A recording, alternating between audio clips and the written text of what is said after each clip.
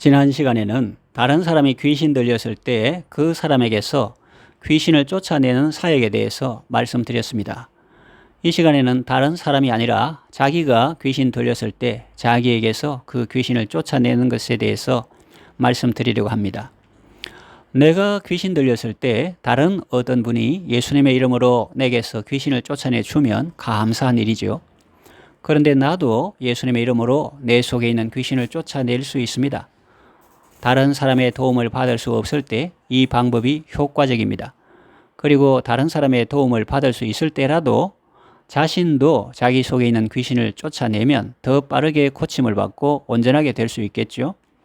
이런 의미에서 어떤 사람이 귀신 들린 것은 안타까운 일이지만 그래도 그 사람 본인이 그 사실을 알고 있다는 것은 그나마 다행이라고 할 수 있습니다. 언젠가 이런 말씀을 드린 적이 있습니다. 자기 말 듣지 말고 자기에게 설교하라. 이 말은 무슨 의미일까요? 사람들은 자기 속에서 나오는 것은 다 자기라고 생각합니다. 자기 속에서 어떤 생각이 떠오르고 또 어떤 감정이 생기고 어떤 말이 나오면 그것은 다 자기 것이고, 그래서 자기 속에서 나온 것이기 때문에 다 좋은 것이고 자기에게 유익한 것이라고 생각하는 경향이 있습니다. 과연 그럴까요? 성경은 말합니다. 거듭난 그리스도인의 안에는 두 사람이 있다고. 하나는 썩어져가는 구습을 쫓는 옛사람 자아이고 다른 하나는 의와 진리의 거룩함으로 지으심을 받은 새사람 자아입니다. 성경은 우리에게 옛사람과 그 행위를 벗어버리고 새사람을 입으라고 말씀합니다. 그러므로 내 속에서 나오는 것은 다 나의 것이고 다 좋은 것이고 유익한 것이다 라는 생각은 잘못된 생각입니다. 그렇게 생각하면 삶이 혼란스러워지고 큰 손해를 보게 됩니다. 내 속에서 나온다고 다 내 것이 아닙니다. 악령과 악성과 악습의 지배를 받는 옛사람 자아는 참 자아가 아닙니다. 그렇다고 해서 잘못은 자기가 저질러 놓고 그 책임을 옛사람 자아에게 떠넘기고 자기는 아무 책임이 없다고 말하면 안 되겠죠. 다른 사람은 나의 내면을 볼 수 없으니 외부에 나타나는 행동을 보고 판단하겠죠. 제가 옛사람과 새사람을 구분하는 이유는 자기의 책임을 회피하기 위해서가 아니라 거룩한 삶을 살기 위해서고 또 이기는 삶을 살기 위해서입니다. 저걸 알고 나를 알아야 전쟁에서 이길 수 있듯이 영적인 전쟁에서도 우리의 주적이 무엇인지 바로 알고 싸우는 것이 필요하고도 중요한 일이기 때문입니다. 우리의 실험은 혈과 육에 대한 것이 아닙니다. 정사와 권세와 이 어둠의 세상 주관자들과 하늘에 있는 악의 영들에게 대한 것입니다. 그리고 그 영의 지배를 받고 또 내 속에 있는 악한 성품과 악한 습관의 지배를 받는 옛사람 자아도 우리의 적입니다. 나의 탈을 쓰고 나타났다고 해서 속으면 안 됩니다. 옛사람 자아는 겉으로 보면 나를 위하는 것 같지만 실상은 나를 해롭게 하고 망하게 하기 때문입니다. 그러므로 내 속에서 그런 요소들이 올라오면 예수님의 이름으로 꾸짖고 내쫓아야 합니다. 사람들은 다른 사람에게는 가끔 교훈도 하고 훈계도 하고 격려도 하지만 자신에게는 잘 안 하는 것 같습니다. 그런데 시편을 보면 시인은 자기 영혼에게 명령하는 것을 볼 수 있습니다. 이렇게 명령하죠.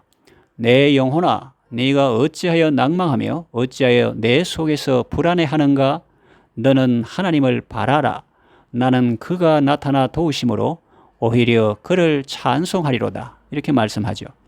이처럼 시인은 자기 영혼에게 말합니다. 낭망하지 말라고, 하나님을 바라라고 말입니다.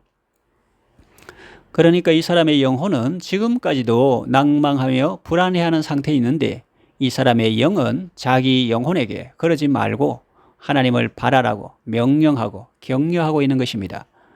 자기 영혼의 목소리라고 그대로 받아들이면 안 됩니다. 그럴 때는 시편 기자처럼 자기 말 듣지 말고 자기 영혼에게 설교해야 합니다. 선포해야 합니다. 그리고 귀신이 나를 죽이려고 물에도 던지고 불에도 던지고 이상한 말을 하게 하고 다른 사람을 공격하게 할 때 그 말을 듣고 실천하면 안 됩니다. 큰일 납니다. 예수님의 이름으로 그 귀신을 쫓아내야 합니다. 만일 귀신이 여기는 내 아지트인데 왜 나보고 나가라고 해? 라고 말한다면 그 귀신의 아지트를 헐어버리십시오. 여러분 속에 있는 귀신이 좋아할 만한 것을 다 파괴해 버리십시오. 여러분의 마음속에 미움이나 다툼이나 시기나 질투가 있으면 다 버리십시오. 하나님 앞에서 여러분의 죄를 회개하고 악한 습관을 끊으십시오. 그리고 귀신에게 명령하십시오. 너의 아지트는 파괴되었다. 이제 내 마음은 네가 머물 수 없는 곳이다. 성령님이 거하시는 곳이다. 예수님의 이름으로 명하노니 당장 떠나라. 그렇게 명령하십시오. 축사 사역의 목적은 축사 자체가 아닙니다. 축사 자체가 목적이라고 하는 사람은 예수님의 말씀을 들어야 할 것입니다. 더러운 귀신이 사람에게서 나왔을 때 두루 다니다가 거할 곳을 찾지 못하고 결국 옛날에 살던 곳에 가보았는데 그 집이 깨끗했다. 그런데 아직 주인은 없었다. 그것을 보고 이 귀신은 옳거니 하면서 다른 귀신들도 데리고 와서 그 집에 눌러앉았다. 그래서 그 사람의 형편은 더 안 좋게 되었다라는 내용의 말씀이죠. 축사의 목적은 예수님을 모시고 예수님과 함께 사는 것입니다. 달리 표현하면 성령님을 모시고 성령의 은사로 가득하고 성령의 열매로 가득한 삶을 사는 것입니다. 어둠은 소리를 지른다고 물러가지 않습니다. 몽둥이를 휘두른다고 물러가지도 않습니다. 빛이 오면 어둠은 물러갑니다. 여러분의 가정에 어둠의 세력이 찌누르고 있다면 빛 대신 예수님 앞에 나아오십시오. 그러면 그 어둠은 거의 자동으로 물러갑니다. 여러분의 자녀가 귀신 들려 고통받고 있다면 그를 빛 대신 예수님 앞에 나아오게 하십시오. 그리고 빛 가운데 거하게 하십시오. 그가 하나님의 사랑과 기쁨이 가득한 사람들 틈에 거하게 하십시오. 통제되고 억압된 환경보다는 땀 흘림과 수고와 평화와 안식이 있는 곳에 머물게 하십시오. 귀신이 나가는 것도 중요하지만 그보다 더 중요한 것은 예수님을 모시고 예수님과 동행하는 것입니다. 하나님을 경외하고 하나님을 찬양하는 삶은 사탄과 마귀와 귀신이 제일 싫어하는 삶입니다. 그들을 내쫓고 그들을 내 속에서 굶겨 죽이는 삶이 있습니다. 그것은 바로 하나님을 경외하고 하나님께 감사하고 하나님을 송축하는 삶입니다. 하나님은 이스라엘의 찬송 중에 거하시기 때문에 감사와 찬송이 있는 곳에 사탄과 마귀와 귀신은 발붙일 틈도 없게 되는 것입니다.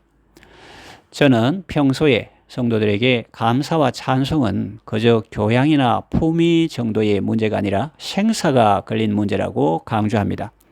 그렇습니다. 감사하고 찬송하면 살고 원망하고 불평하면 죽습니다. 영혼이 죽고 육신도 죽습니다. 그러니 하나님을 경외하고 하나님께 감사하고 송축하는 삶이 얼마나 중요합니까? 언제나 하나님과 함께하므로 건강하고 복된 삶을 사시기를 바랍니다. 이제 말씀을 정리하며 맺으려고 합니다. 예수님은 사람이 만일 온 천하를 얻고도 자기 목숨을 잃든지 빼앗기든지 하면 무슨 유익이 있으리요? 라고 말씀하셨습니다. 또 잠언은 무릇 지킬 만한 것보다 더욱 네 마음을 지키라. 생명의 근원이 이에서 남으니라 라고 말씀합니다. 자신을 잘 지켜야 합니다. 헛된 것에 여러분의 마음을 내주지 마십시오. 하나님을 주인으로 모시고 하나님을 경외하는 삶을 사십시오. 그러면 악한 것들은 틈타지 못하고 하나님이 거느리시는 즐겁고 평안한 삶을 살게 됩니다. 하나님 안에서 자신을 잘 지키시고 건강하고 복된 삶을 사시기를 바랍니다. 기도합니다. 하나님 아버지, 우리가 다른 사람은 가르치면서 정작 자기 자신을 잘 가르치지 못했습니다. 하나님의 말씀으로 가르침을 받고 자신을 잘 지키게 하소서. 헛된 것에 마음을 빼앗기지 않게 하소서. 하나님을 주인으로 모시고 하나님을 경외하며 살게 하소서. 예수님의 이름으로 기도합니다. 아멘.